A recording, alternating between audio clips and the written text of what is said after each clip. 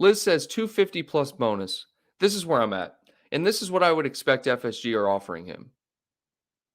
His agent's probably looking at that amount and going, you're joking, right? And I think the problem lies in the fact that the agent looks at these other players, the Kevin De Bruyne's, the De Gea's, the Marcus Rashford's, and he sees these players making 300K plus. And he's saying, my client is way better than all of these players. He deserves more. That's not necessarily how this works. That's not how any of this works. You can be the best agent in the world, but you got to realize what you're dealing with. You came to the club knowing about this wage structure. There's no doubt in my mind. There's no doubt in my mind. So the respect to the agent for doing his job is there. I get it. All right. The fact of the matter is, you can't expect the club to break their wage structure just because you want your client or believe your client should be making what other clubs make. If Mo Salah is the highest paid player on our squad, let's say he gets extended, that alone should speak to the fact that we value Mo Salah more than any other player on the team, and that should be the end of it. They should not be comparing Mo Salah's pay to other players on different teams. They shouldn't be doing it. They shouldn't. Each team is a different business. Okay? It's the Premier League, yes. But I can also guarantee you that we have more incentivized clauses in these contracts than most clubs. We're also more successful than most clubs. So you're going to get bonuses from winning things. Okay? You also get the benefit of playing in front of the greatest crowd in the world, arguably. You also get the benefit of playing under Jurgen Klopp. These are all intangible assets that Mo Salah gets playing for Liverpool Football Club. But again, look at Emre Can.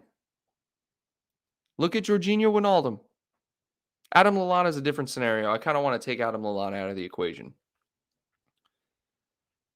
We couldn't reach an agreement with these players because they thought they were worth more. To my understanding, I believe Emre Can was asking for $200K a week. To my understanding, I believe Jorginho Wijnaldum was probably asking for about the same. Okay. I get it. I get when you're a player and you've played for as long as you have. You're playing at the top level. You're consistently available. I get, and this goes for any job, any occupation, not just football, but specifically football also, because, there's increased revenues and you should be paid according to the increased revenue of the club. I get all that.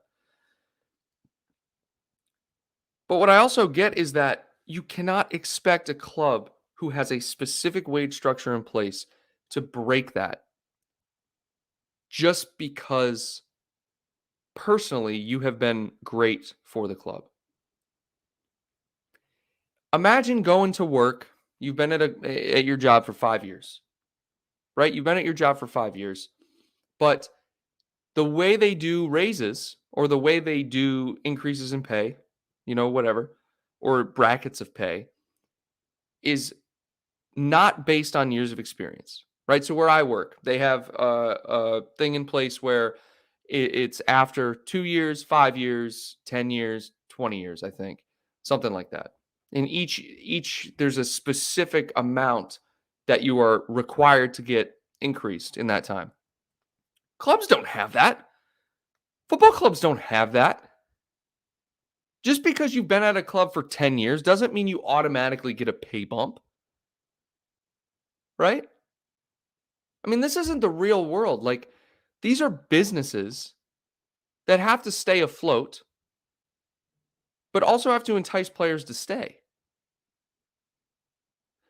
So you can't be a genuine Wijnaldum or an Emre Can, who are great servicemen. I liked them when they were here. You can't be players like that.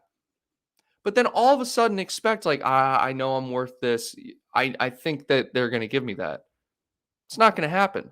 That's why those players walked. They should have been happy accepting whatever the extension was. Now, guys, listen to me. To my understanding, Jorginho Wijnaldum was I think he was only getting $75K a week on his contract while he was at Liverpool.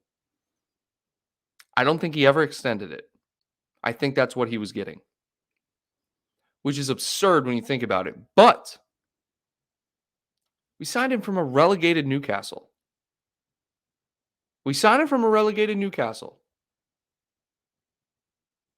So therefore, his value wasn't as high, and we could absolutely get away with paying him 75. He probably wasn't even making that at Newcastle. It was probably a significant pay increase. So for him to ask for 200, for Emre Can to ask for 200, is absolutely absurd. When you look at the fact that Trent and Bobby Firmino, I don't think are making that amount. Bobby might be making 200 now. But Trent, 180. Van Dijk, 220. These are publicly available wages. How are these players expecting that? You know? And that's why they left. That's why they ran their contract down and they left. I don't want to see that happen to Mo Salah. I truly believe Mo Salah is smart enough to stay with the club, to accept the contract offer. After doing research last night, I think the problem doesn't lie in Mo Salah. It lies with the agent. And that's the toxic part of sports management, is that you have agents that are in it for a payday. Let me put it to you for another example. Brokerage firms. This is the best example I could think of. Okay. You're essentially, if you're into investments and stuff and financial advisors, you pay a financial advisor or you pay your broker to take trades for you. They make a commission off the trade. So they're almost encouraged to make more trades with your account, with whatever money you've allotted them. Okay. The agent works the same way. They're enticed to get the greatest offer possible because they get a chunk of it, whatever it is, 10%, whatever. And then there's transfer fees. It's all about money. It's always going to be about money, which is understandable, guys. It is so understandable. It's all we work to make money.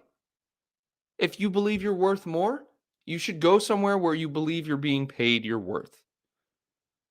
Because then you're happy. If you believe you're being valued, you're happy. Where my problem lies is that Mo Salah should feel valued if he becomes the highest paid player on the team. Even if that's $221K a week, which is $1K more than Virgil van Dijk, you would still be valued as the best player on the team.